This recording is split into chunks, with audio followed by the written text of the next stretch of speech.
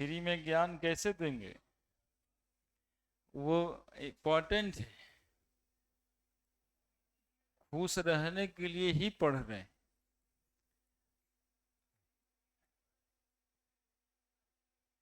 आ जाइए, आ जाइए, यही यही तो ठीक तो है। यही तो बताए थे, मैकेनिज्म ऑफ रिएक्शन, है ना, उसके क्वेश्चंस कैसे बनाएंगे। इंपॉर्टेंट था ये, डेप्थ का क्वेश्चन था। इंटीग्रेटेड रेट इक्वेशन,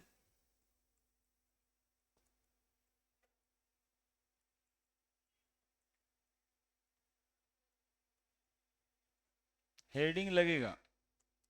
और ये हेडिंग इसलिए है कि जैसे स्पीड निकालने में या वेलोसिटी निकालने के समय में आप निकालते थे कि distance travel during an second, उसी तरह से रेट का calculation during certain time period, है ना, 10वें सेकंड में कितना होगा, इसके लिए हम लोग क्या करेंगे, इंटीग्रेशन करते हैं, इंटीग्रेटेड रेट इक्वेशन पढ़ते हैं। ठीक है, तो जीरो ऑर्डर रिएक्शन, पहला जीरो ऑर्डर रिएक्शन दो के लिए पढ़ना है आपको, जीरो ऑर्डर और फर्स्ट ऑर्डर। तो पहले तो जीरो ऑर्डर रिएक्शन, किसको कहते हैं जीरो ऑर्डर रिएक्शन? तो such type of reaction in which rate of reaction does not depends on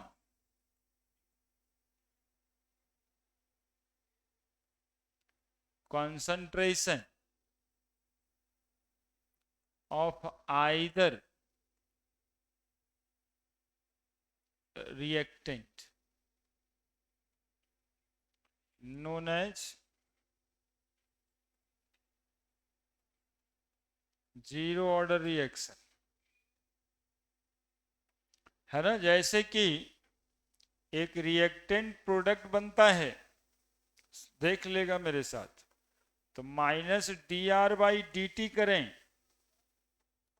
rate of reaction लिखने का तरीका बराबर के इंटू कंसंट्रेशन रिएक्टेंट का पावर क्या लिखाएगा, जीरो, है ना। तो इसको हम लोग कहेंगे जीरो ऑर्डर रिएक्शन। ठीक है, यानी कि आर का पावर जीरो हुआ तो वन हो गया ना, कंसंट्रेशन पे डिपेंड नहीं किया, यानी कि minus d r by d t बराबर क्या लिख दें, सीधा सीधा कि कह सकते हैं कि जीरो ऑर्डर रिएक्शन का rate of reaction rate constant के बराबर होता है। जीरो ऑर्डर रिएक्शन का रेट ऑफ रिएक्शन किसके बराबर होता है, रेट कांस्टेंट के बराबर होता है ना। Rate of reaction for zero order reaction is equal to rate constant only,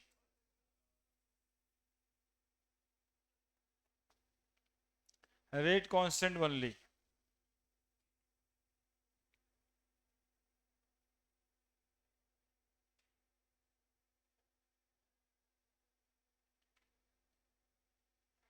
लिखिए जल्दी से।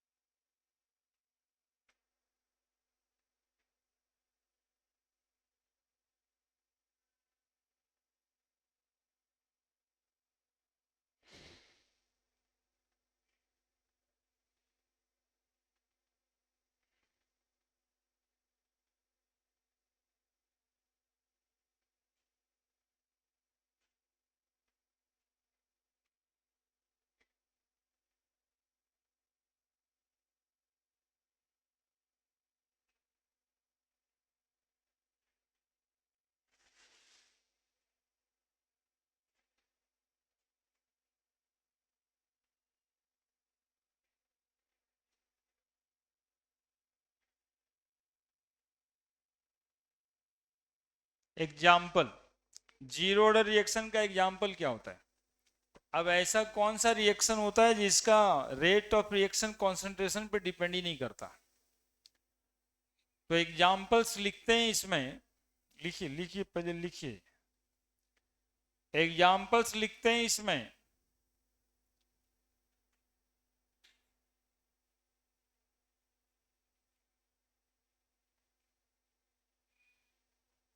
जो रिएक्शन एंजाइम कैटालाइज्ड होता है वो जीरो ऑर्डर रिएक्शन होता है ना? एंजाइमेटिक एक्टिविटी से या फिर कैटालिटिक एक्टिविटी से जो रिएक्शन होता है उसको जीरो ऑर्डर रिएक्शन कहते हैं। सुनेगा, एक एग्जांपल कॉमन लाइफ वाला देते हैं। हम लोग खाना खाते हैं, तो खाना खाते हैं तो बॉडी में डाइजेशन का प्रोसेस होता है। अब कार्बोहाइड्रेट खाएं, फैट खाएं, प्रोटीन खाएं, और डिफरेंट ग्लैंड से जहां से एंजाइम सीक्रेट होता है, ठीक है, और उसको तोड़ के ग्लूकोज में कन्वर्ट करता है ना? एमाइलेज, लाइपेज, पेप्सिन, केमोट्रिप्सिन, ये सब एंजाइम्स है बॉडी का। अब ये खाने वाला रिएक्शन जो है किस बात पे डिपेंड करता है? क्या अमाउंट ऑफ फूड पे डिपेंड करता है क्या? कितना खाएं इस पे डिपेंड करता है क्या? यदि इस पे डिपेंड करता तो एक आध दिन भोज भात में जाके खाते और एक महीना तक फिर नहीं खाते। अल्लाह एक के दिन खा लिए 2-4-5 किलो, हो गया 10 दिन के बदले। धीरे धीरे अपना होते रहेगा। रेट ऑफ रिएक्शन अमाउंट पे डिपेंड कर रहा है, लेकिन ये अमाउंट पे डिपेंड नहीं करता है, ये एंजाइम के एक्टिविटी पे डिपेंड कर जाता है, कैटलिस्ट के एक्टिविटी पे। यदि आपकी पाचन शक्ति कमजोर है तो कुछ को खाइएगा तो नहीं पचेगा। आने एंजाइमेटिक एक्टिविटी यदि आपका अच्छा है तो वो पचा देगा। तो एंजाइम्स के एक्टिविटी पे रेट ऑफ डाइजेशन डिपेंड करता है, न कि अमाउंट ऑफ फूड पे। तो ऐसे रिएक्शन को आप कहेंगे जीरो ऑर्डर रिएक्शन है। वैसे ही कुछ रिएक्शन सॉलिड के सरफेस पे होता है एडजॉर्प्शन होकर के। तो कितना मॉलिक्यूल सरफेस पे एडजॉर्ब हुआ है उस पे रेट ऑफ रिएक्शन डिपेंड करता है, न कि अमाउंट पे। तो वैसा रिएक्शन जीरो ऑर्डर रिएक्शन है। तो दो एग्जांपल लिखिएगा जीरो ऑर्डर रिएक्शन का। Example of zero order reaction.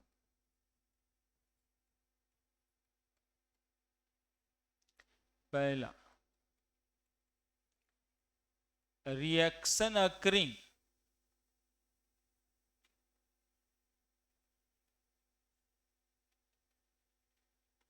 at the surface of metal।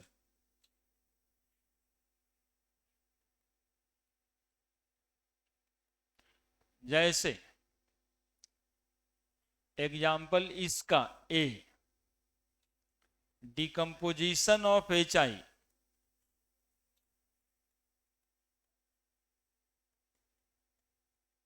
देखिए HI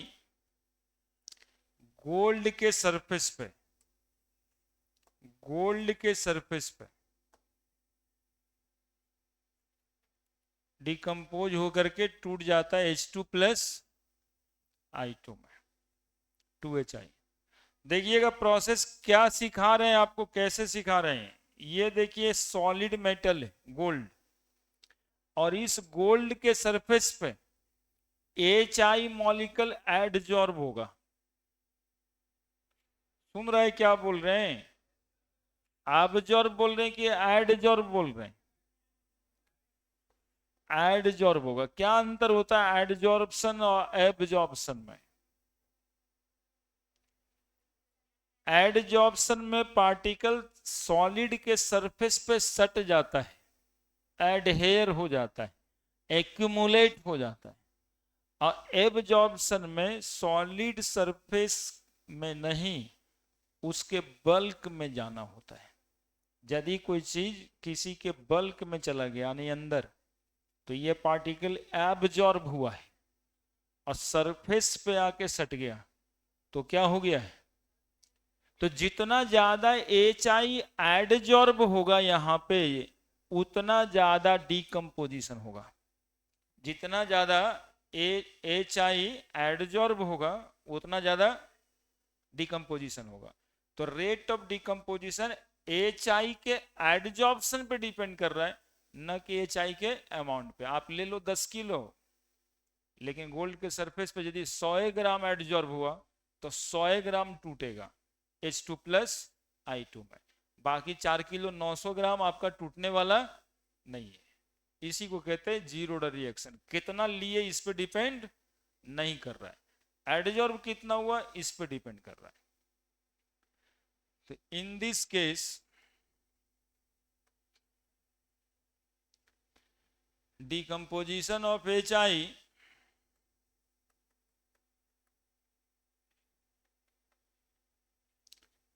depends on rate of adsorption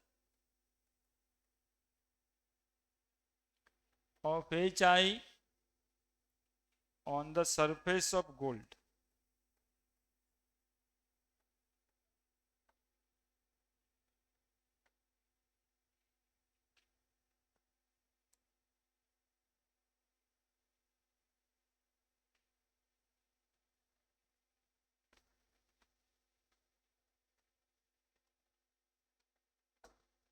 Example B, decomposition of ammonia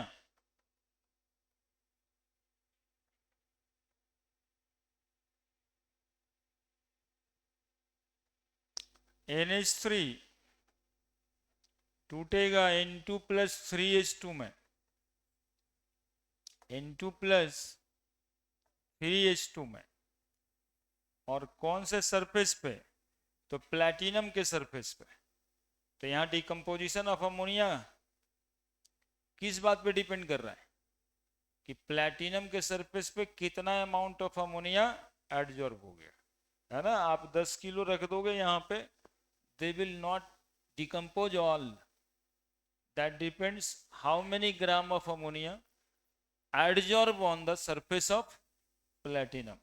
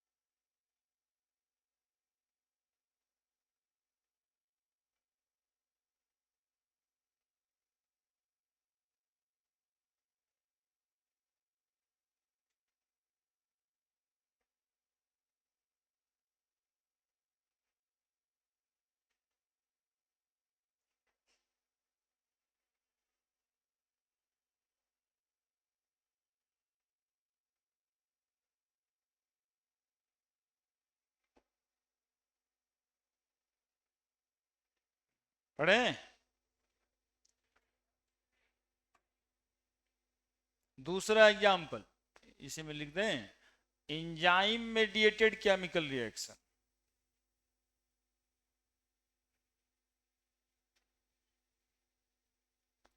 दूसरा एग्जाम्पल 2, एंजाइम्स और catalyst mediated chemical reaction. है ना। अब इसमें क्या है, एक एग्जाम्पल बायोलॉजी वाला देते हैं। प्रोटीन खाते हैं हम लोग, इंजाइम्स लगता है पेप्सिन, है ना, केमोट्रिप्सिन। बायोलॉजी वाले को समझ आता होगा, मैं तो बोले नाम लिख लीजिएगा, टेंशन नहीं लीजिएगा। इंट्रोपेप्टिडेज, ये सब एंजाइम सिक्रीट होगा डिफरेंट डिफरेंट जगह पे, है ना। और प्रोटीन फाइनली किस चीज में टूट जाएगा, एमिनो एसिड में। अब ये जो डिकम्पोजिशन हुआ ना, प्रोटीन के अमाउंट पे डिपेंड नहीं कर रहा है कि कितना खा लिए। नहीं तो कल जाके देख लेना 1 किलो दाल पी के क्या होता है ना। भात भात नहीं खाना है, चावल रोटी वोटी नहीं खाना है, खाली दाल 1 किलो पी जाना, ठीक है। तो फिर 2 दिन तक बाथरूम ही जाना पड़ेगा। क्यों? क्योंकि यहाँ पे जो रेट ऑफ रिएक्शन है ना, पेप्सिन पे डिपेंड कर रहा है, इसके एक्टिविटी पे डिपेंड कर रहा है, कितना एक्टिव है आपके बॉडी में। यदि ये एक्टिव नहीं है, कम एक्टिव है, आप ले लिए ज्यादा हैं, तो वो डाइजेशन प्रोसेस में नहीं जाएगा, है ना। तो इसकी एक्टिविटी, इसका लिमिट है।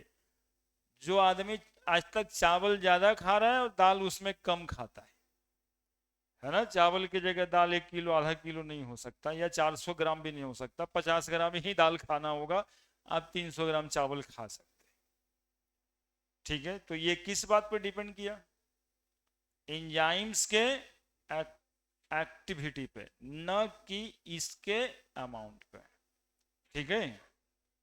तो ऐसा रिएक्शन जीरो ऑर्डर रिएक्शन कहलाएगा, है ना। और तीसरा एग्जाम्पल,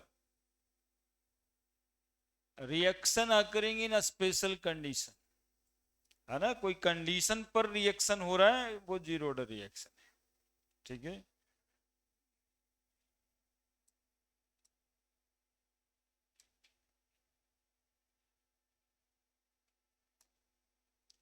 एग्जाम्पल नंबर 3,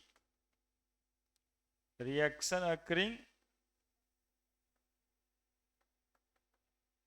इन स्पेशल कंडीशन। ये आपके लिए छोड़ दिया गया है वैल्यू एडेड क्वेश्चन के लिए, है ना। सीबीएसई बोर्ड में 4 नंबर का वैल्यू एडेड क्वेश्चन आता है, वो इसी तरह का कोई बात करके आपको फंसा देगा, जो बात अभी लग रहा है कि सर ऐसे ही बोल रहे हैं, यही वैल्यू बेस्ड क्वेश्चन है ना। कि वो कंडीशन लिखेगा कि ये केमिकल रिएक्शन ऐसे ऐसे ऐसे हो रहा है, उसके बाद पूछेगा ये केमिकल रिएक्शन का ऑर्डर क्या हो सकता है।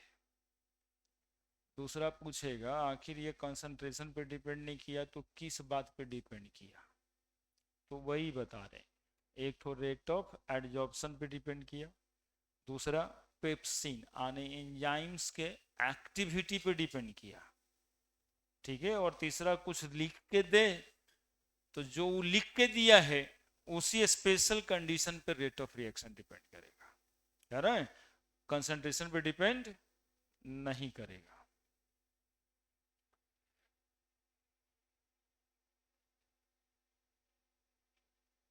सुनते रहो बात को, बात सुनने से भी कान में जाएगा ना, समय पे हो सकता है बात याद आ जाए,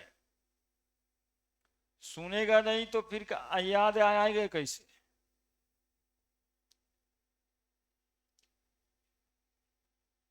ना, अब हम लोग अपने एम की तरफ इंटीग्रेटेड इक्वेशन निकालेंगे, है ना। जीरो ऑर्डर रिएक्शन होता क्या है, इसके एग्जांपल्स क्या है बता दिए, बड़े बड़े। now the integrated equation, integrated rate equation for zero order reaction।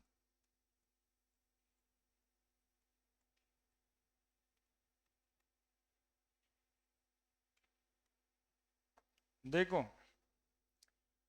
Minus d r by d T, एक लाइन बेस के लिए बनाना ही पड़ेगा,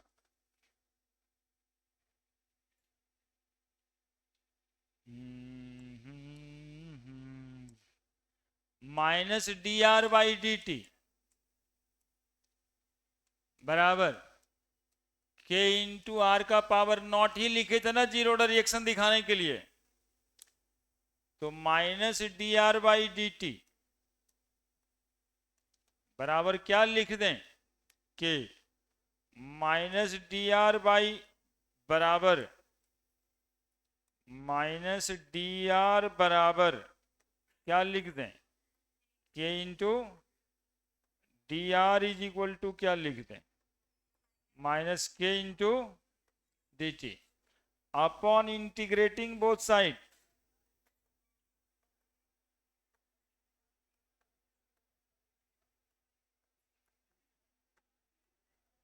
अब इसको इंटीग्रेट करना है दोनों साइड।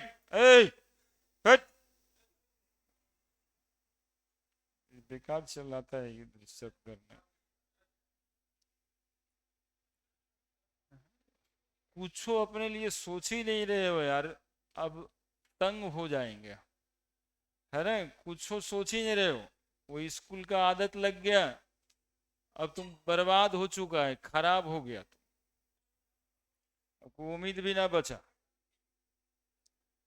देखो इंटीग्रेट करेंगे डी आर बराबर minus k into d T, इसको इंटीग्रेट करेंगे कहां से कहां तक किया जाता है, तो टाइम को जीरो से लेके टाइम टी तक जब तक निकालना है आपको, तो टाइम टी बराबर 0 सेकेंड में आर हम लोग मान लेते हैं आर नॉट होगा इनिशियल कंसंट्रेशन, और फाइनली ये किसके बराबर होगा आर के बराबर कंसंट्रेशन ऑफ रिएक्टेंट, और इधर टाइम को इंटीग्रेट कर देंगे टाइम टी बराबर 0 सेकेंड से कितना सेकेंड तक टी सेकेंड तक, ठीक है। अब इसका रेडीमेड फॉर्मूला मिलेगा that is r is equal to minus के T plus I, I math में सी लिखाता है, where I is integration constant है ना, सी लिखते हैं लोग, where I is integration constant. सुनते रहिएगा बात। अब देखो यहां पे आर नॉट हम लोग लिए थे concentration, concentration of reactant eight time T बराबर 0 सेकेंड, और आर लिए हैं concentration of reactant eight time T second. लिखिए इसके बाद काम करना है,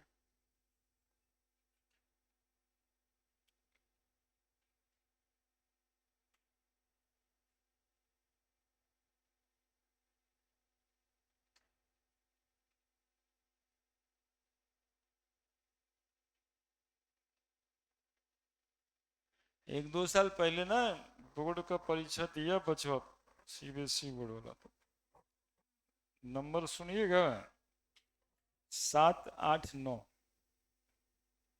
फिजिक्स केमिस्ट्री मैथ,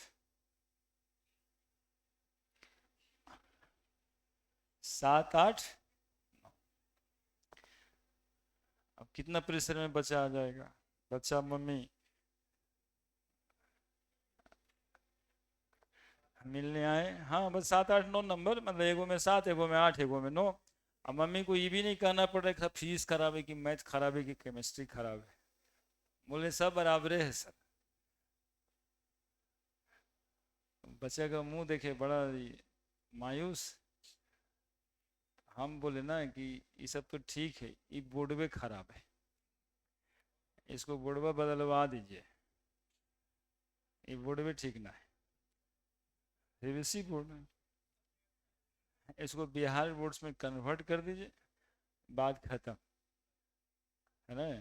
तो उसमें हमको लगा कि बचवा तो परेशान हो जाएगा, अब टॉर्चर सह सह कि 7 8 9 नंबर है, कुछ ना कुछ उपाय तो करना होगा, अब इसको क्या किया जाए। कि बोर्डवे खराब है भाई, ठीक बोर्डे नहीं है, गलती हो गया आपको स्कूल में एडमिशन करवा करके। अब बचपन साथ हो गया कि हाँ सर हम तो पढ़ ही नहीं पाए, एकदम सुबह से लेके शाम तक स्कूल, फिर दिस फिर दैट। लेकिन आपसे शेयर करने का मतलब है कि ऐसनो होता है, और ये बोर्डवे खराब पर कहना पड़ेगा बाद में, ठीक है, क्योंकि वहाँ लिखने से, एक बार बोर्ड का कॉपी हम खुद ही चेक किए हैं 2018-19 वाला में, ऐप में एक आंसर शीट भी डाले होंगे, उसमें एकदम पार्टिकुलर वर्ड लिखना होता है। एक कॉपी चेक करने का एक्सपीरियंस ऐसा था कि वो कॉपी जो है ना भरा हुआ है 30-32 पेज, 12 का कॉपी, लिखा भी बड़ा अच्छा, ऐसे लिख के आंसर नंबर 5, सीबीएसई बोर्ड में सिखाया जाता है आंसर 5, यहाँ से आंसर लिखिए। इतना डिसिप्लिन बच्चा है तो चलिए नंबर भी दे रहे थे, ठीक ही आ गया। आंसर नंबर 2 बीच में लिख के आंसर नंबर 2, और फिर यहाँ से आंसर लिखा सर, कितना साफ साफ कॉपी, एक एक लाइन छोड़ के। भाई साहब 30 पेज चेक किए और 7 नंबर दिए हम खुद। अब फिर चेक कर रहे हैं, कॉपी इतना अच्छा है, बच्चा का हैंड राइटिंग इतना बढ़िया है, इसको खोज के नंबर देना चाह रहे हैं। अब वहाँ एक तो और हेड एग्जामिनर होता है, उसके पास गए, क्योंकि सर देखिए इसको कुछ नंबर वंबर दे सकते हैं कहीं पे। वो बोले सर 2 नंबर ज्यादा ही दे दिए आप वो 5 नंबर देना चाहिए। अरे एग्जैक्ट कुछ लिखा नहीं, लेकिन लिखा है सब बेकार बेकार बात, और एकदम साफ साफ अक्षरों में, मतलब कि मन कर रहा है कि नंबर इसको दे देना चाहिए, लेकिन कैसे लिख दें, कैसे दे दें, अब आंसर कुछ है और लिखल कुछ है। तो ये सब समस्या होता है, ये आपसे शेयर कर रहे हैं, आपको हम डराने की कोशिश भी कर रहे हैं, थोड़ा सा समझिए बात। फिजिकल का चैप्टर निकल गया, 24 नंबर आएगा 3 चैप्टर में, सॉल्यूशन, इलेक्ट्रोकेमिस्ट्री और केमिकल काइनेटिक्स, वहां पे फिक्स है। बिहार बोर्ड 50% का ऑनरशिप न है कि आया तो ठीक है, नहीं तो और ठीक है, बाकी बाबूजी बाहर में है ये हैं, जीजा जी को कह के ये किए थे। तो समझिए बात को, लिख दिए, अब इसको सॉल्व कर देना है, यही एक लाइन इसमें याद रखना है बच्चा, बाकी कुछ नहीं, इंटीग्रेट कैसे करना है और फॉर्मूला क्या आएगा, ठीक है। अब इसके बाद ये आसान है, और उतना तक तो कुछ था ही नहीं ना, ये तो रीअरेंज करते रह गए, क्या ये रीअरेंज किए हैं सिर्फ, देखिए इसमें कुछ है कहाँ, तो यही 2 लाइन है। अब हम लोग आई का वैल्यू निकालेंगे, बढ़े, इफ क्या आया था, फिर से लिख दें, R is equal to minus के T plus I, if time T बराबर 0 सेकेंड, टाइम टी बराबर 0 सेकेंड, तो आर को हम क्या लिखेंगे, are naught minus k into 0 plus आई। तो बताओ आई बराबर क्या निकल के आया, आर नॉट। ये इक्वेशन 1 बना दो, put the value of I in equation 1, तो R is equal to minus के टी प्लस आई के जगह पे क्या लिख दें, आर नॉट। अब देखो क्या करेंगे, केवल रीअरेंज, अब कुछ नहीं करना है, ये तो नहीं 2 लाइन हो 2-3 लाइन रीअरेंज, दिमाग में रखना कि करना क्या है। अब हम लोग लिखेंगे आर माइनस आर नॉट बराबर माइनस के टी। अब लिखेंगे आर नॉट माइनस आर बराबर क्या लिखेंगे, KT, तो K बराबर निकल के आ जाएगा R0 minus R by T. यही इंटीग्रेटेड रेट इक्वेशन है जीरो ऑर्डर रिएक्शन का। बस इतना सा बात है। Integrated rate equation, integrated rate equation for zero order reaction. अब देखो कभी कभी रेट ऑफ रिएक्शन निकालने के लिए आ जाए ऐसे क्वेश्चंस में minus d r by d T, तो बराबर क्या होना है के, यानी रेट ऑफ रिएक्शन बराबर क्या होना है के, तो के ये जो आया वो किसके बराबर हो गया, रेट कांस्टेंट के बराबर हो गया, है ना। ये रेट ऑफ रिएक्शन के बराबर भी हो गया और ये रेट कांस्टेंट के बराबर तो दिखाई पड़ ही रहा है। हम ये बताना चाहते हैं कि ये रेट कांस्टेंट आया और यही किसके बराबर हो गया, रेट ऑफ रिएक्शन के बराबर भी हो गया। यानी रेट ऑफ रिएक्शन के फॉर्मूला में भी डायरेक्टली आप ये पुट कर सकते हैं।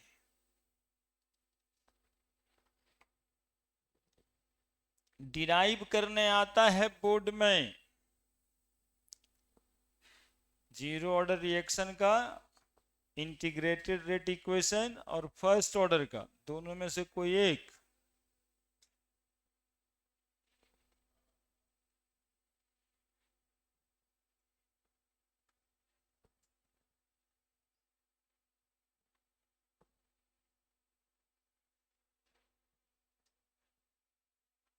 फर्स्ट ऑर्डर वाला भी डिराइव कर ही दिया जाए।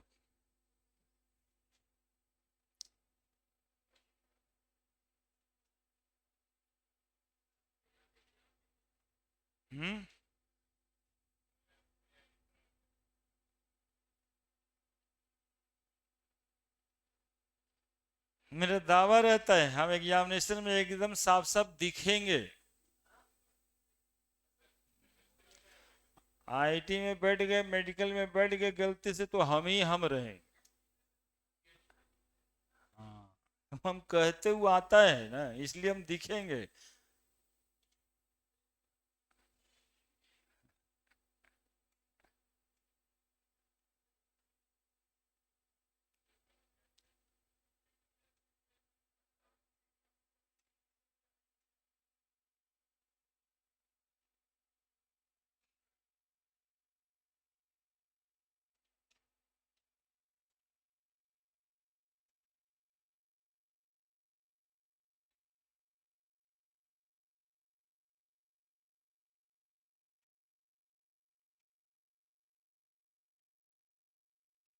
लिख दिया।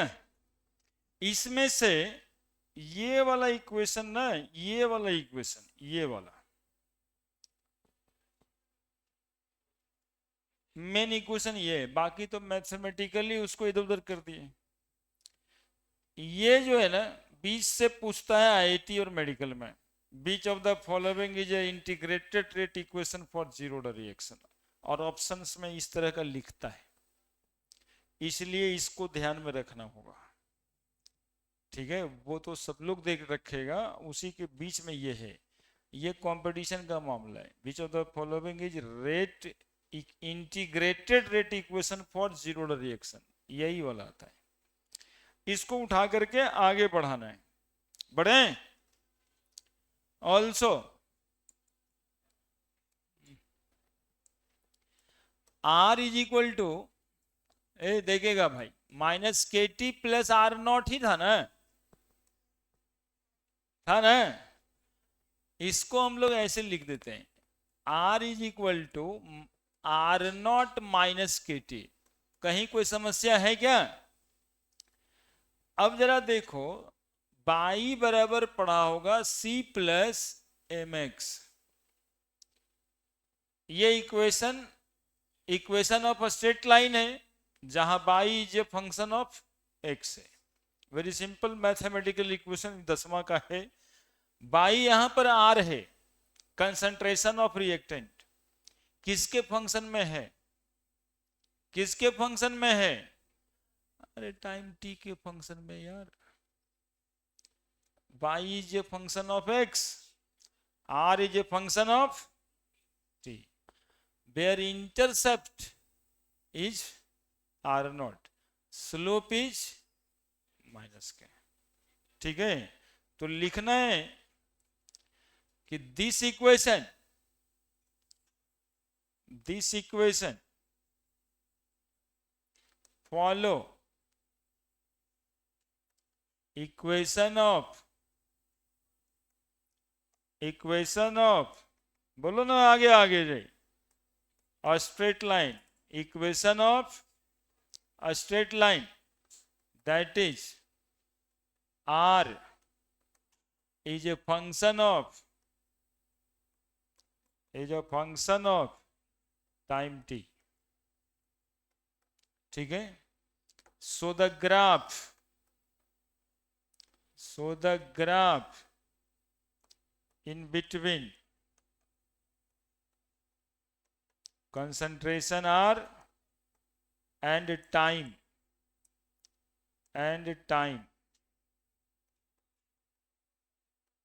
is a straight line with negative slope।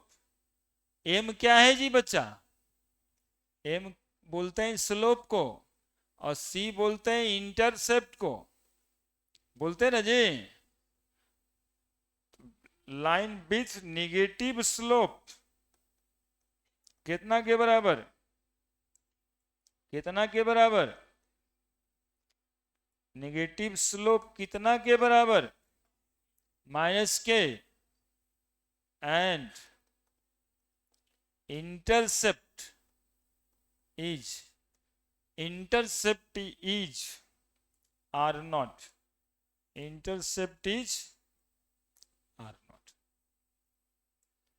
तो यहां पर यदि ग्राफ खींच दें ऐसे, कंसंट्रेशन आर और वर्सेस टाइम टी, तो स्ट्रेट लाइन आएगा, और स्ट्रेट लाइन के साथ में कैसा स्लोप आएगा? नेगेटिव स्लोप बराबर कितना आया? Minus K. और ये जो पूरा का पूरा इंटरसेप्ट है वो किसके बराबर? आर नॉट के बराबर है ना। ये पूरा का पूरा इंटरसेप्ट किसके बराबर? आर नॉट के बराबर। लिख दीजिए। और भी आता है कि ये जो ग्राफ है वो किस ऑर्डर ऑफ रिएक्शन को रिप्रेजेंट करता है? तो आर कंसंट्रेशन और टाइम का ग्राफ जीरो ऑर्डर रिएक्शन के लिए ये शो करता है।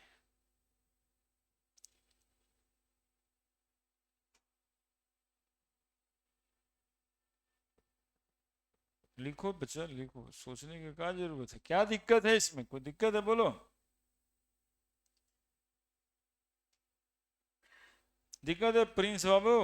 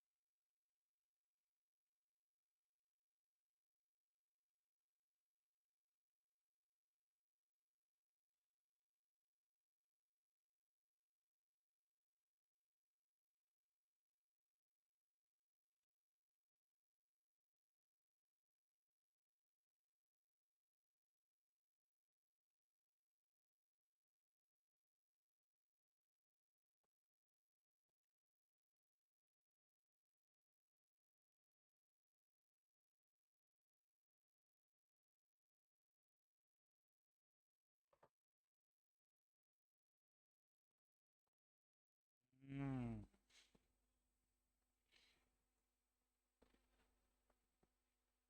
हम्म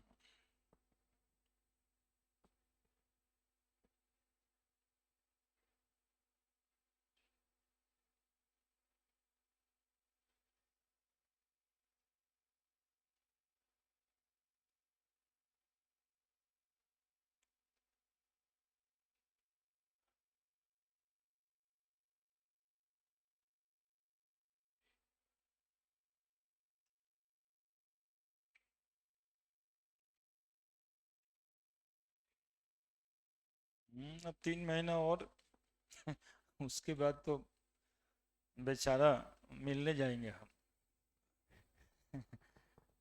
और क्या, आएंगे घर पे, 3-4 महीना घूम लो।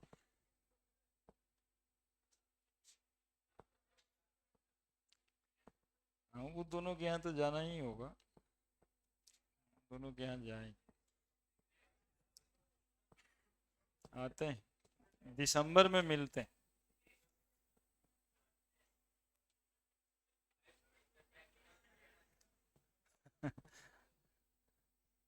हाँ, वैसे नहीं कोई बात है। उसको लिख दिया, बढ़ जाए। अब इसी तरह से पूरा का पूरा एक फर्स्ट ऑर्डर रिएक्शन के लिए बात करना है, ठीक है। उसके भी इंटीग्रेटेड रेट इक्वेशन निकालने, उसके भी ग्राफ बनाने, ठीक है। First order reaction,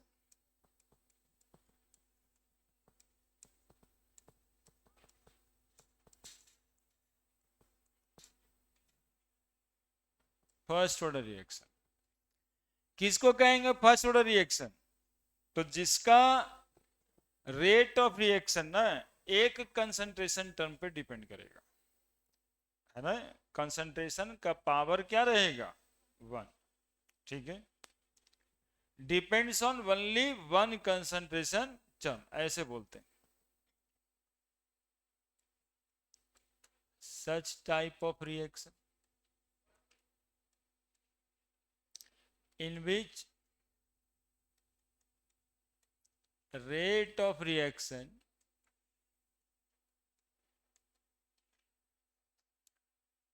depends on one concentration term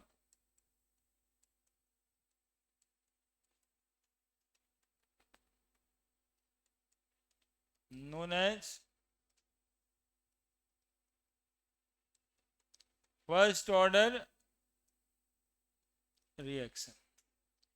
अब इसको दिखाने के लिए हम लोग कैसे दिखाते हैं? बोले सर यहाँ रिएक्टेंट लिखेंगे, यहाँ प्रोडक्ट लिखेंगे, ठीक है। अरे देख लो थोड़ा, minus d r by d t बराबर के इंटू कंसंट्रेशन रिएक्टेंट का पावर क्या लिखेंगे?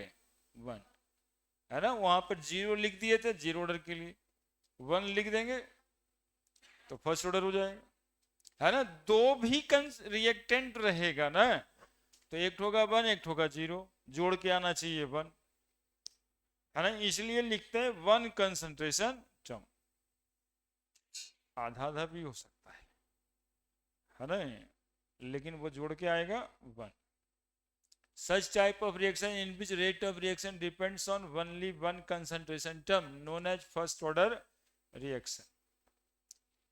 तो minus d r by d t बराबर के इंटू आर, इंटीग्रेट करना है, लगे याद कर ही लेते हैं, फिर एग्जाम्पल समझा देंगे। माइनस डी आर, देखो इंटीग्रेशन का एक तरीका होगा, चर में एक करना पड़ेगा, जैसे डी आर है नीचे डी टी, तो ऐसे इंटीग्रेट थोड़े ना होगा, तो आर के ही टर्म में लाना होगा। तो minus d r by r बराबर क्या लिख दें? K into d T. अब देखते रहना, minus d r by d t बराबर माइनस हटा दो यहां से, क्या लिख देंगे? Minus k into d t upon integrating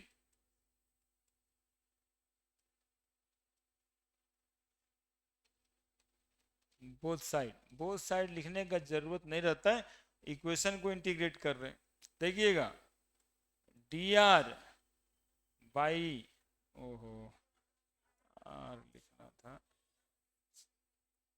are, हाँ हाँ है ही है तुमरे जैसा, बराबर माइनस के इंटीग्रेट कर देंगे dt को, कहां से कहां तक, r0 से r तक, टाइम t बराबर 0 से टाइम t तक। अब इसका सॉल्यूशन आपको मिलेगा ln r लॉग वाला, है ना, बराबर माइनस के टी प्लस आई, बस इतना सा बात। वहां r बराबर माइनस के टी प्लस आई था, यहाँ ln r बराबर माइनस के टी प्लस आई, फिर उतनी ही बात लिख देंगे यहाँ पे। आर नॉट क्या है, आर नॉट क्या है, concentration of reactant at time t बराबर 0 सेकेंड। आर क्या है, तो कंसंट्रेशन ऑफ रिएक्टेंट ही है एट टाइम t सेकेंड। आई क्या है, इंटीग्रेशन कांस्टेंट, और k को तो आप पहचान रहे हो शुरू से ही यार, k को क्या बोलते हैं, रेट कांस्टेंट। लिखिए, फिर इसको मैथमेटिकली सॉल्व कर देना है, और क्या।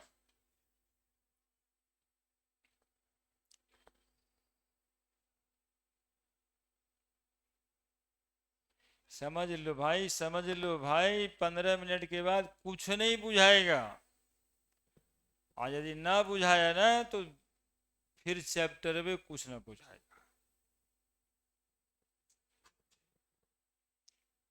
फिर मान लेना पड़ेगा अच्छा ऐसे होता है, मतलब ये भी न गया।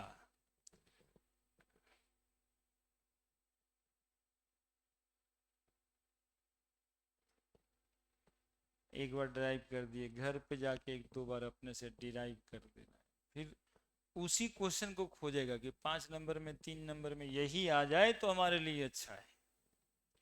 2 लाइन का टेंशन है वहां से, बस वहां, उसके बाद कोई टेंशन ना है।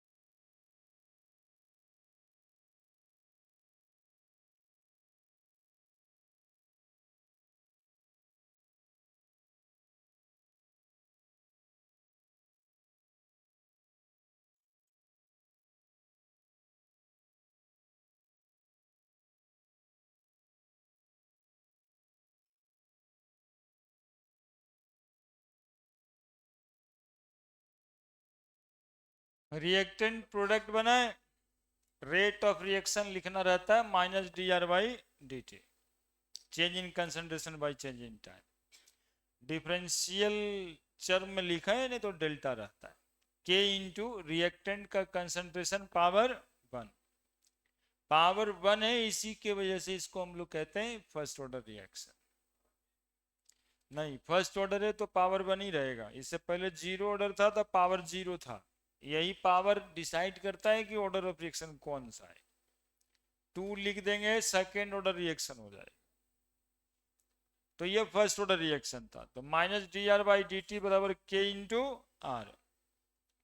अब इस आर को यहाँ पे ले, चूंकि हमें इंटीग्रेटेड रेट इक्वेशन पता करना है, हम पढ़ने ये वाले ये हैं कि किसी रिएक्शन का रेट 10वें सेकंड में कितना होगा, है ना। एक पढ़े पहले एवरेज रेट ऑफ रिएक्शन, तो इंटीग्रेशन करना उसी के लिए होता है जब 10वें सेकंड में निकालना। जैसे 11th में स्पीड निकाले होंगे कि वो गाड़ी का स्पीड nth सेकंड में कितना है, तो इंटीग्रेट करना है तो एक टर्म में लाना पड़ता है, इसीलिए आर को इधर लिए, तो minus d r by r, यानी ये भी कंसंट्रेशन ये भी कंसंट्रेशन, बराबर के इंटू डी टी। माइनस को हटा के उधर कर दिए, उसके बाद इंटीग्रेशन कर दिए। इंटीग्रेशन किया जाने का नियम है कि इनिशियल से फाइनल तक, यानी आप यदि निकालने वाले हैं कि 10वें सेकंड में रेट ऑफ रिएक्शन कितना है, तो आपको लेना है कि 0 सेकंड में कितना था और 10वें सेकंड में कंसंट्रेशन कितना था, उसी हिसाब से टाइम लिख दीजिएगा, टाइम t बराबर 0 से टाइम t तक। अब इसका मैथमेटिकल फॉर्मूला है ये, जो याद रखना पड़ेगा, एल एन आर बराबर माइनस के टी प्लस आई, इसी का फॉर्मूला है ये, एल एन आर बराबर माइनस के टी प्लस आई। अब कौन क्या है ये लिखें कि आर नॉट यहाँ पर जो लिए थे concentration of reactant eight time T बराबर 0 सेकंड पे, आर क्या है concentration of reactant eight time T second पे, आई को बोलेंगे इंटीग्रेशन कांस्टेंट, सी भी लिख सकते हैं, और के रेट कांस्टेंट है, टी तो टाइम ही है। अब इसको आगे बढ़ाइए, आगे क्यों बढ़ाना है, तो इस आई का वैल्यू गेट करने के लिए बढ़ाना है, ठीक है। तो टाइम टी बराबर जब हम 0 सेकंड रख देंगे तो ये आर क्या बन जाएगा, आर नॉट। आगे नाउ क्या आया हुआ है, एल एन आर बराबर माइनस के T plus I, equation 1। If time T बराबर 0 second, l N R naught बराबर minus k into 0 plus I, यानी l N R naught I के बराबर हो जाएगा। Now put the value of I in equation 1, l N R बराबर minus के T plus I के जगह लिख देंगे एल एन आर नॉट, ठीक है। अब इसको मैथमेटिकली रीअरेंज करना है, सिर्फ सुनोगे, अभी मेरे साथ रहो। एल एन आर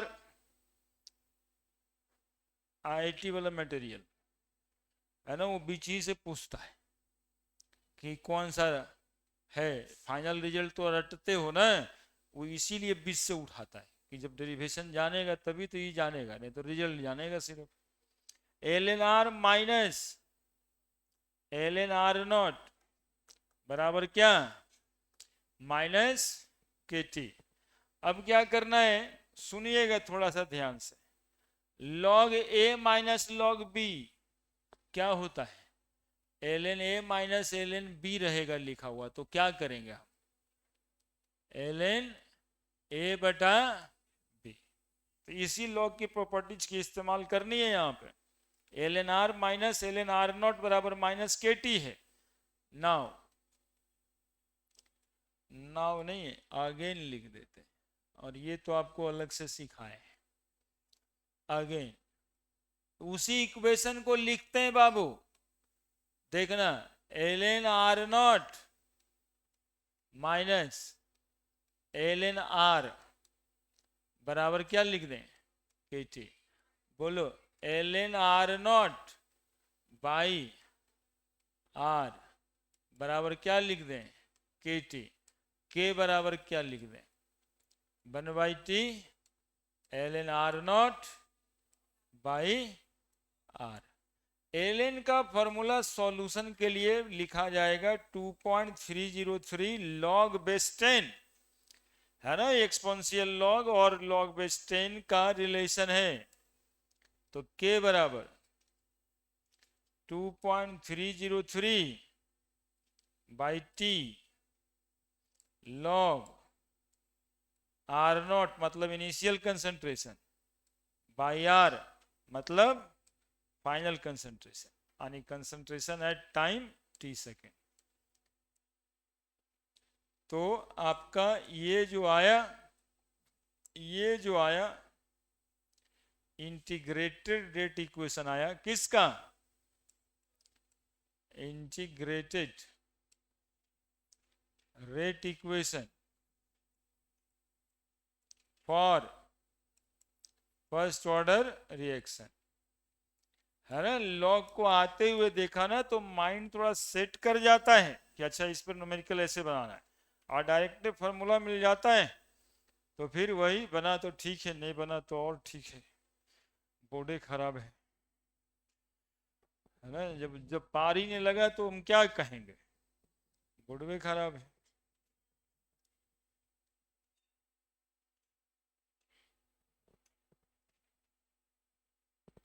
2 लाख रुपया खर्चा करने के बाद कहना पड़ता है बोर्ड खराब है।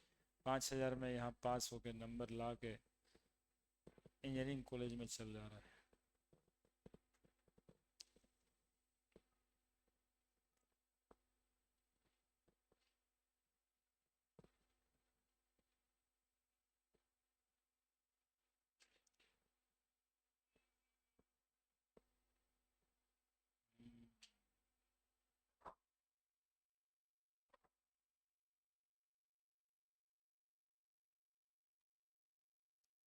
के बराबर 2.303 by T log R naught by are.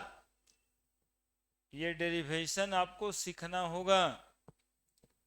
ज्यादा बार फर्स्ट ऑर्डर रिएक्शन का ही डेरिवेशन आता है, कम बार मतलब 10 साल में एक आध बार, एक दो बार जीरो ऑर्डर का भी आता है, लेकिन 5 बार फर्स्ट ऑर्डर रिएक्शन का डेरिवेशन आता है? कौन आया था? जीरो ऑर्डर आया था, तो फर्स्ट ऑर्डर आएगा। और भी ढेर सारा बात आते रहता है। अब जो है ना इसका क्रोनिक पोर्शन है चैप्टर का, अब समझदार वाला पोर्शन है। उधर 5-6 क्लास जो था बिगिनर्स वाला था, अब मैच्योर्ड हुआ क्लास आज से।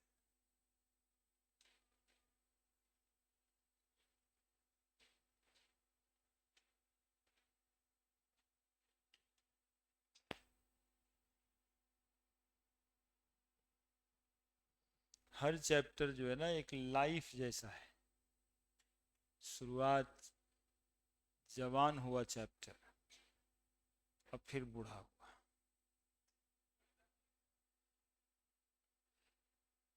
ये तो पूछना पड़ेगा जो पढ़ैया बनाया है उसके, है ना। वो एक आध वो बच्चा वैसा रहता है जो साल भर से सोच रहा है कि पढ़ैया बनाया गया, आ जाता है क्लास, मन भी लगता है, लेकिन वो 1.5 घंटा तक सोचते रहता है अच्छा पढ़ैया बनाया कौन। मिल जाए ना, सर कह रहे हैं ये सब तो ठीक है, लेकिन ये सब बनाया के। हम भी एक बार चिड़िया गया था, हम लोग ABCD ये बदल देंगे। हम सोचे ना कि ABCD ये बदल देते हैं, नहीं ABCD रहेगा ना तो इतना लफड़ा होगा। कोई ना कोई कहवे नहीं किया कि ऐसे लिखते हैं, हम आज से बदलते हैं, बदल देंगे।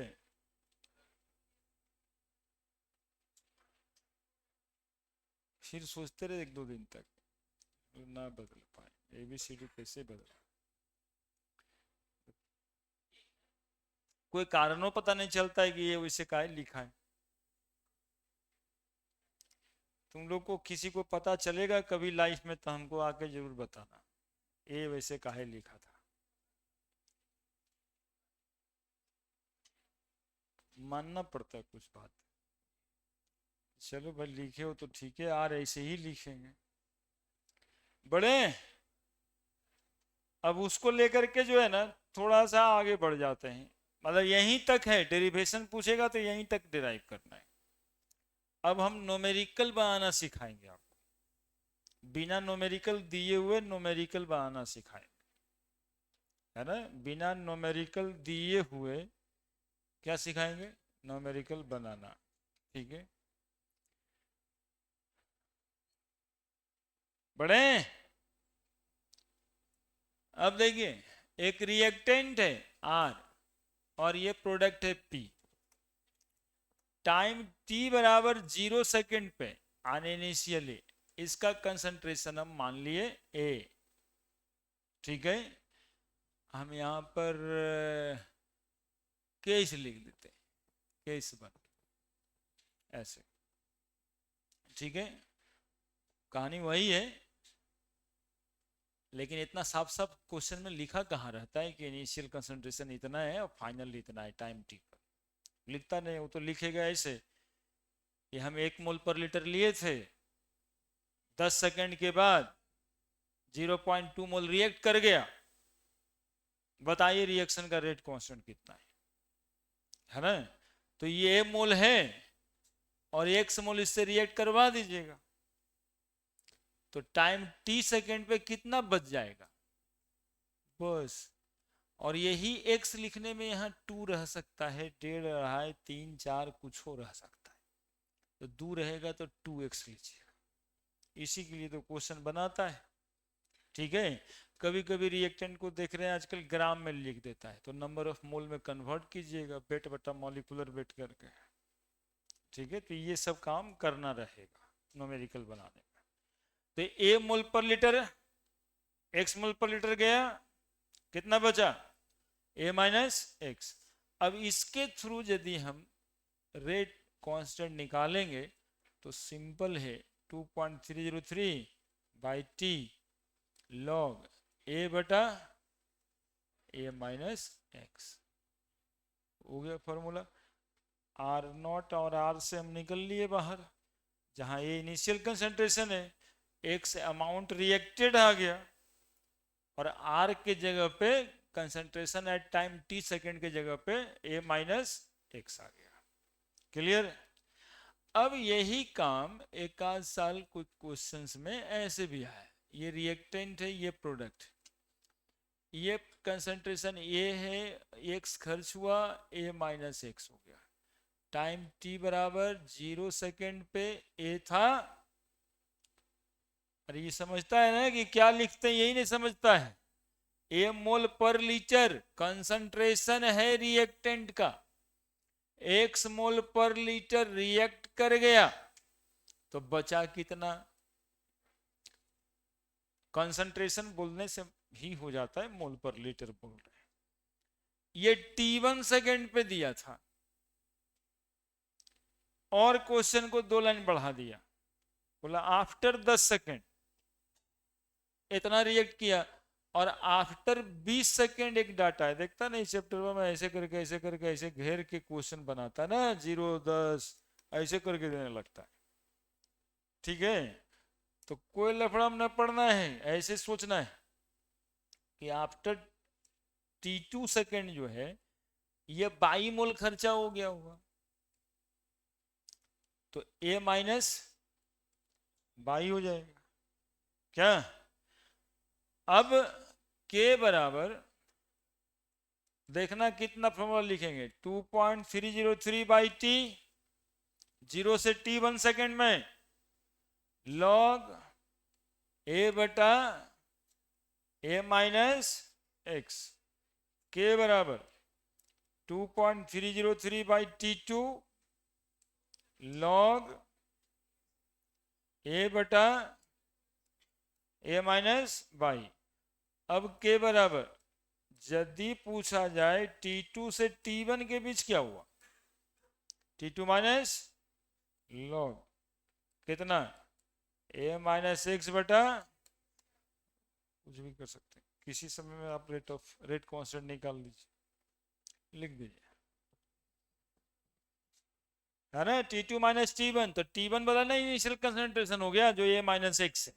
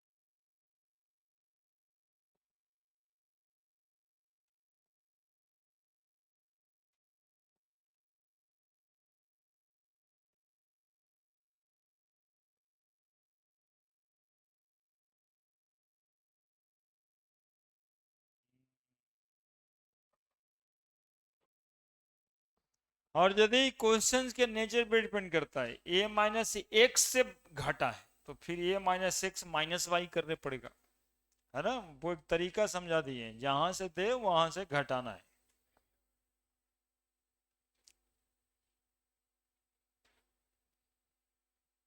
हम्म,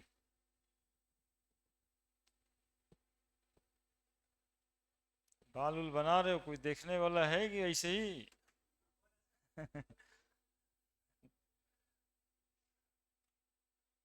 ठीक।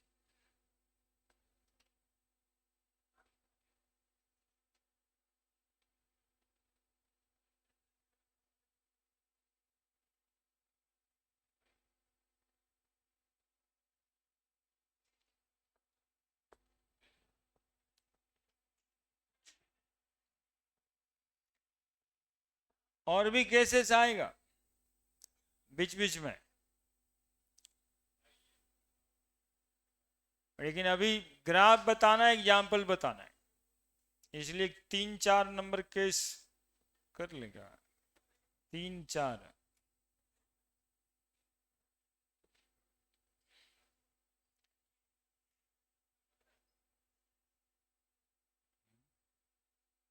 कल तो क्लास रहता ही है। तुम लोग इतना छुट्टी लिए ना कि तुम लोगों को तो क्लासों आने का मन नहीं करता, और घर ही पे रहने का मन। इतना छुट्टी करना चाहिए। टीटीएस का एक भी क्लास बंद होने की कोई जरूरत नहीं थी। सिर्फ 15 अगस्त के दिन पड़ा था, शनिवार के दिन भी हम प्रेजेंट है, मंगल के दिन भी प्रेजेंट है, बृहस्पति के दिन भी प्रेजेंट। हाँ, आप दोनों भी थे, 5 लोग थे हम लोग। एक दिन भी बंद नहीं होना था। टीटीएस में क्या बंद होता, आप भी थे। टीटीएस में बंद होने की जरूरत ही नहीं था।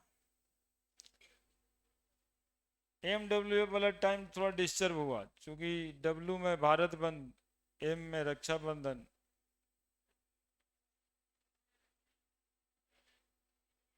लेकिन टीटीएस वाला डिस्टर्ब हुआ तो अपने मन से ना, खुशी से चले जाते हैं कि चले घरे, अब हो गया, बहुते पढ़ लिए। मतलब समझते हो, है क्या ना, कि जब तक वो घरवा से नहीं डांट फाट मिलेगा ना, वो तब तक समझ नहीं आएगा। वहीं से डंडा पड़ना चाहिए। Calculation of rate constant when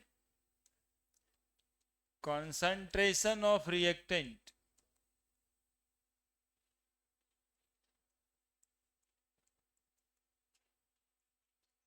reduced by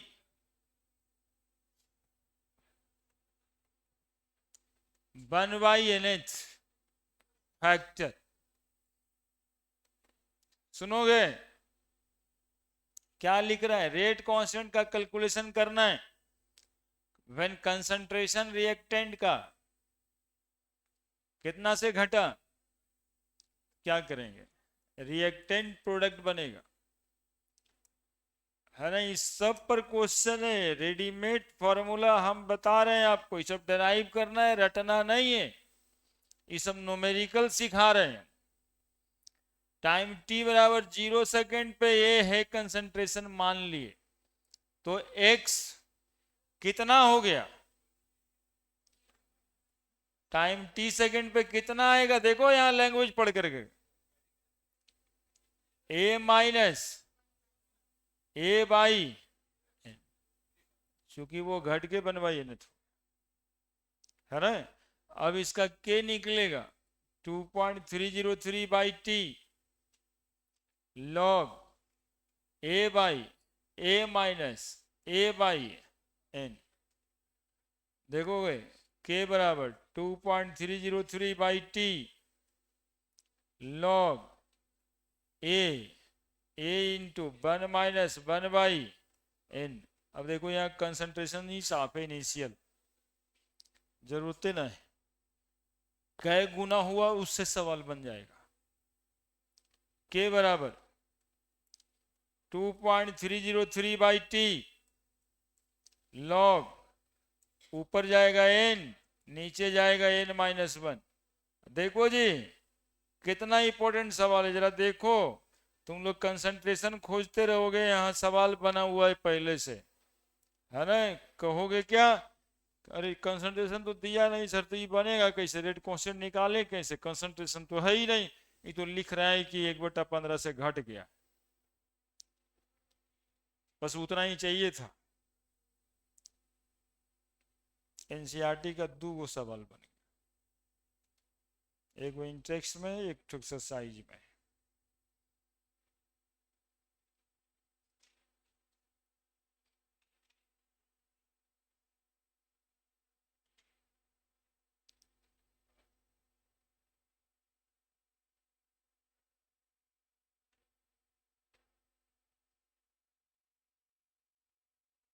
हो गया।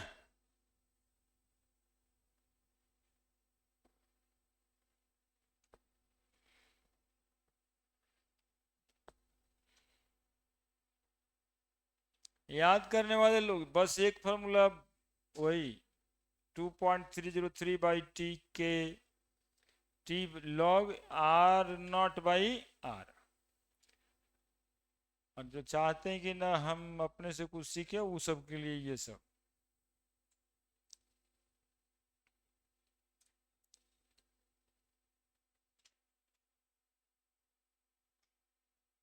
अब देखो रिड्यूस बाई लिखा था तो ये आया, रिड्यूस टू लिखल रहेगा यहाँ पे, है ना।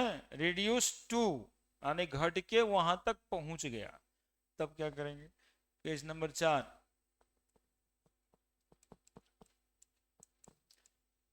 Calculation of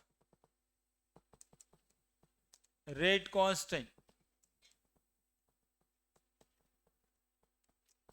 of a chemical reaction when concentration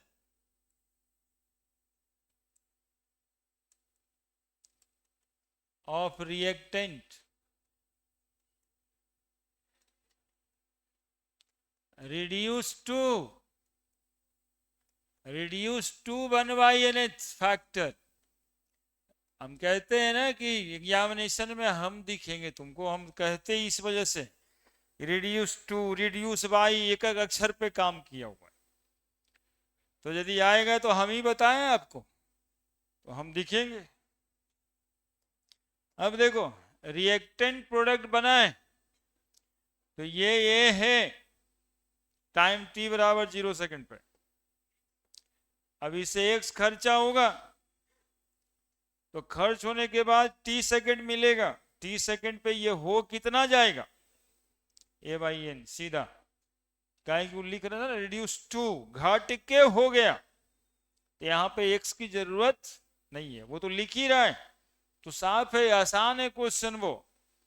लेकिन कंसंट्रेशन ढूंढने की आदत होगी कि रेट कांस्टेंट निकालने के लिए तुम रटा है यदि formula by T log R0/R, यही ना रटोगे, तो तुमको कंसंट्रेशन ढूंढना पड़ेगा, और कंसंट्रेशन एक्चुअली में ऐसे सवाल में रहने की जरूरत है ही नहीं।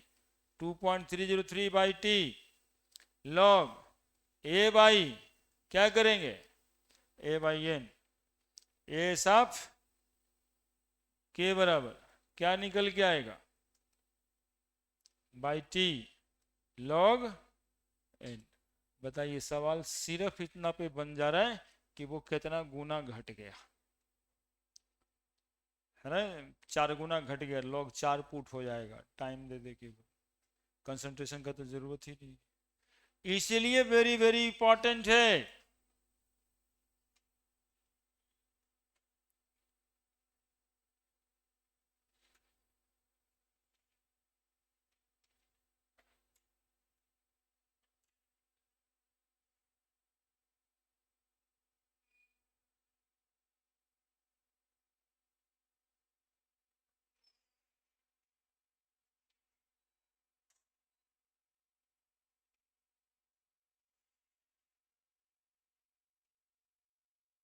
लोग का देखो अलार्म बज गया,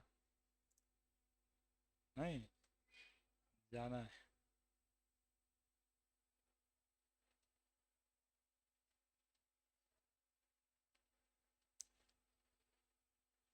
बढ़े, अभी समय लगेगा हमको। चक्कर मेरा ना वो उधर में स्विच ऑफ करिए, कॉपी बंद गया।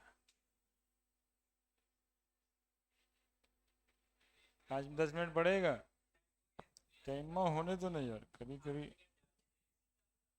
हम्म।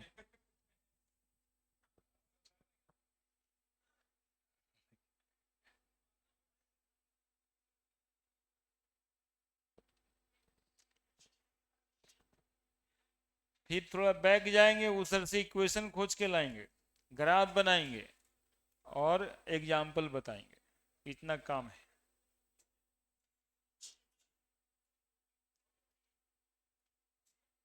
कल आप लोग का 11 बजे क्लास रहता है, ठीक है, 11 से 1 है ना, 9 से 11 पढ़ाते हैं सुबह वाला बैच को, 11 से 1 आप लोग को पढ़ाते हैं, वो क्लास रहेगा, सुन लिए सब। अरे राम बलराम, देखो राम और बलराम, सुना है। हाँ हाँ देखो, हाँ ना हो, देखो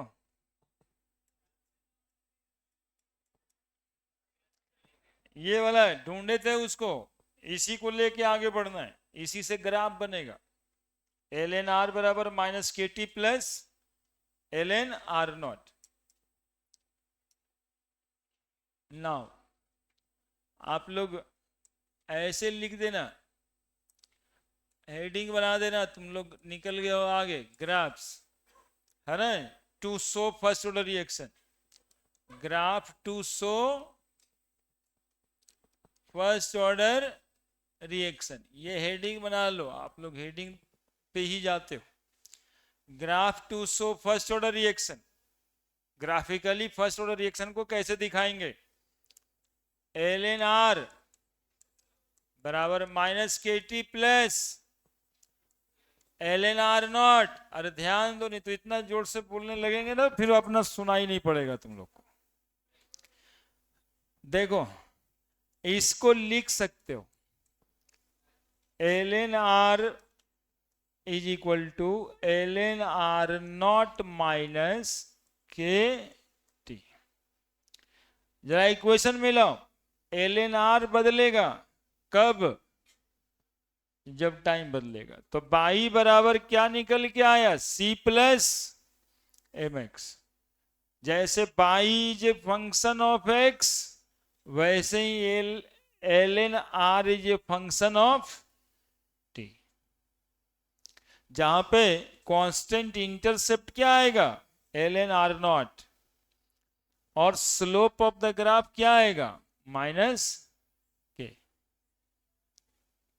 नहीं बताया था, वो आर था सिर्फ, है ना, वो आर ही था सिर्फ, ये एल एन आर है, इतना ही अंतर है जीरो ऑर्डर में और फर्स्ट ऑर्डर में, बाकी सब एक ही होगा, है ना। R is equal to are naught minus के टी लिखल होगा, इसमें एल एन जुड़ गया है, बस इतना ही अंतर से वो जीरो ऑर्डर है और ये फर्स्ट ऑर्डर है। तो देखिएगा, दिस इक्वेशन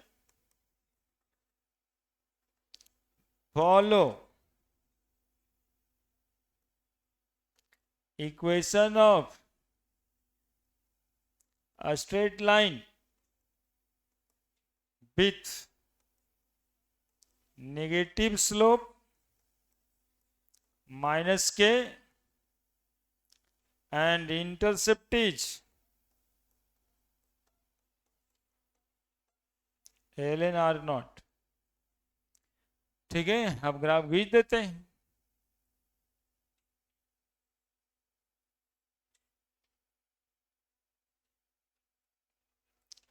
ln r और टाइम t के बीच का ग्राफ ऐसा आएगा, स्लोप इज इक्वल टू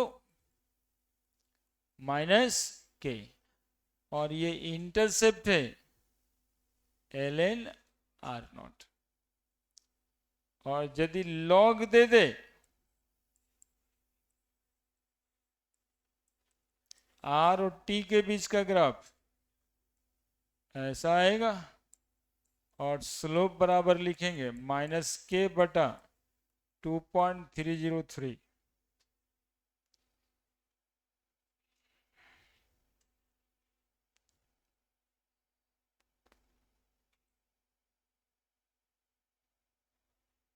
पिछले वाला भी ग्राफ देखने में ऐसा ही था, लेकिन वहां क्या नहीं था, बस एलएन या लॉग नहीं था, सिर्फ आर और टी के बीच का ग्राफ था।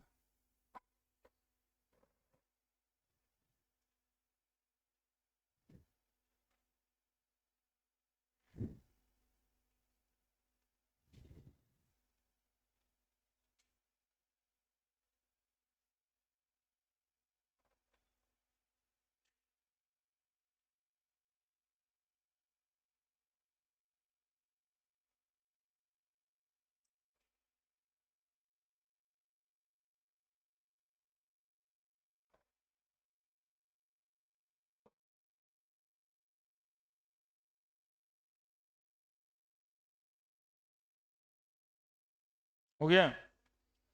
एग्जाम्पल ऑफ फर्स्ट ऑर्डर, दो नाम लिखना है सिर्फ।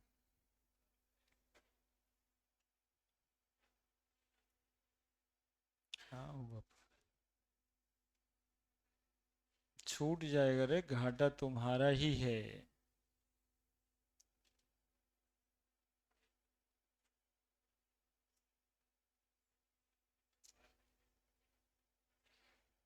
हम्म, बाद में तुम लोग कहेगा, तुम लोग को अभी दिमाग कहाँ खुला है, जब तक पे एक बार आईआईटी में बैठेगा नहीं तब तक दिमाग खुलेगा। परीक्षा में एक बार बैठोगे ना अकेले में, हाँ अकेले में जो हम कहते हैं ना, आज तक तुम लोग को ना बताए, अकेले में रियली कब हो जाएंगे आप, कोई ना कोई कंपटीशन वाले परीक्षा में या बोर्ड वाले परीक्षा में। बोर्ड वाला में तो थोड़ा सपोर्ट रहता है, बिहार बोर्ड वाले में, लेकिन कंपटीशन वाले परीक्षा में जब बैठिएगा ना तो बिल्कुल तनहा महसूस कीजिएगा, लगेगा दुनिया में मेरा कोई है ही ना है। उसी निगाह से बगल वाले को कुछ आशा की निगाह से देखिएगा तो उसका हालत और खराब नजर आएगा, लगेगा कि ये तो हमरो से गेल है। तब होइएगा अकेले, और तब क्वेश्चन जो दिखाई देगा ना आंख में, दिमाग में जब बात जाएगा ना, तब उस समय बहुत बात समझ में आने लगता है।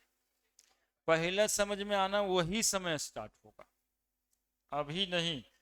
और जब इधर में बाबूजी आशा की निगाह से देखेंगे कि लगता है इस बार बेटवा का हो जाएगा आईआईटी में या डॉक्टर बन जाएगा, तब जो है ना भयानक टेंशन होता है। समझ में आने में इतना बात लगेगा। Example 1, hydrogenation reaction.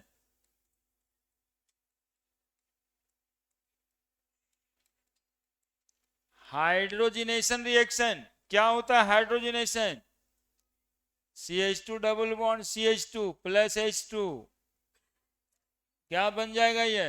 CH3 single bond CH3। Hydrogenation मतलब एडिशन ऑफ हाइड्रोजन, ये फर्स्ट ऑर्डर रिएक्शन है, इसको याद रख लेंगे आप।